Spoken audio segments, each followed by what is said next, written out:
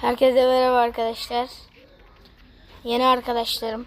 Onlarla YouTube kanalı açtık. Öncelikle kanala like atıp abone olup bildirimleri açıp yorum yapmayı unutmayın arkadaşlar. Oyun videosu atmaya çalışırız. Sonra dışarıda video çekeriz. Ki biz zaten üçümüz de hayvanlarla, böceklerle ilgili insanlarız. Kanka yapma. İşte arkadaşlar çekirge tutarız. Bir şeyler tutarız işte, ne bileyim. Kertenkele falan tutarız. Kertenkele tutar bu. Allah tutar. Ben Bu da Demir. En sevdiğim arkadaşım. Bu da en sevdiğim arkadaşım. Bunlarla biz ekip olduk. YouTube kanalı açtık. Bunun da YouTube kanalı var. var ama daha video atmadım ve o YouTube kanalını kapatacağım. Her zaman bunu önereceğim. Arkadaşlar Kayısı Ava'yı takip edin. Arkadaşlar şöyle bir kedi var şurada. Onunla da video gelecek. Evet, dur la sonra. Tamam. Arkadaşlar bu arada zaten Mahmut güvercinleri paylaşıyor. Evet. Güvercinle ilgili videolar da çekeriz. Hadi bay bay.